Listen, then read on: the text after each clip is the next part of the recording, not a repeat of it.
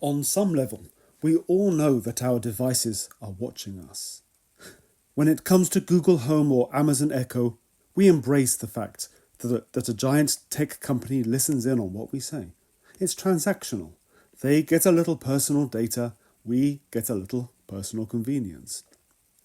But when we wrap our heads around the data that we let them take, we often think too big. It's not just the obvious smart devices in our home that are learning about us. The small, everyday devices are watching us too. In this video, I'll go over a few unexpected services and devices that collect your personal data. You might be surprised. 1. Your ISP, that's your internet service provider like BT, the people who supply the internet to your home. You can browse the web in private browsing mode if you want to shop for gifts for people in your house without leaving traces of your browsing history, but your ISP will always know which websites you visit, and they keep track of that. In much the same way that your phone company knows every single phone call you've made, your ISP gathers data on your internet activity. Your ISP can use your browsing data to put ads into web pages you're looking at, or they could simply sell the data to a marketing company. In Britain, by law, your ISP has to keep your browsing history for at least 6 months, and some agencies, such as the police, are allowed to request access to have a look at your browsing history. In fact, 47 different agencies in Britain are allowed to ask to see what websites you've been looking at and when, and how much time you spent on each one, and where you clicked on next. 2. Your smart TV. All the privacy concerns that apply to your smartphone and your computer also apply to your smart TV. This is especially true if your smart TV comes with a camera and a voice recognition feature. The Washington Post ran a piece on the different ways TVs can spy on you and the ways that companies like Vizio, LG and Samsung have landed themselves in trouble. Here are some highlights. Vizio was collecting data on what users were watching. Samsung came under fire after it was revealed that conversations within earshot of the TV could be transmitted to other people.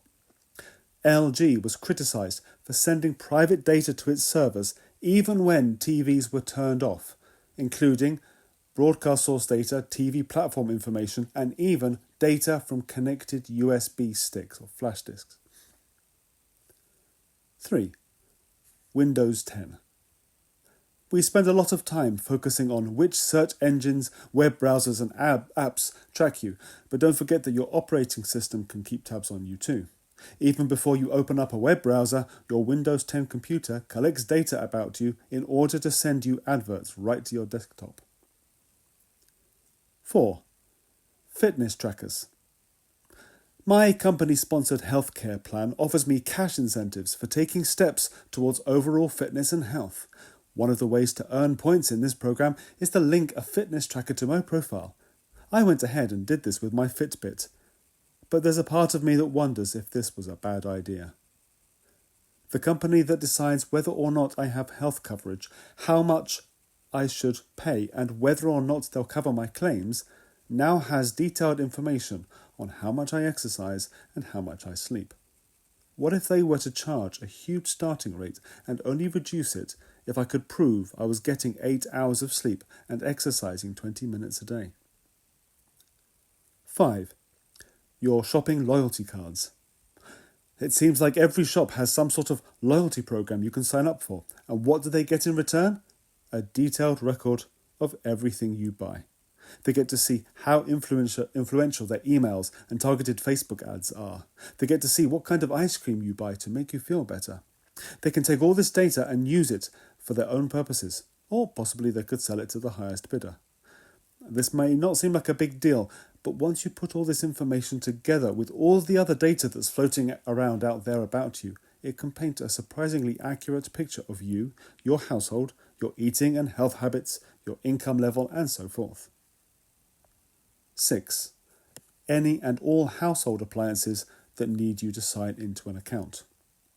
Think about your smart thermostat, your Wi-Fi connected washers and dryers, your Ring video doorbells, and your internet-enabled fridge.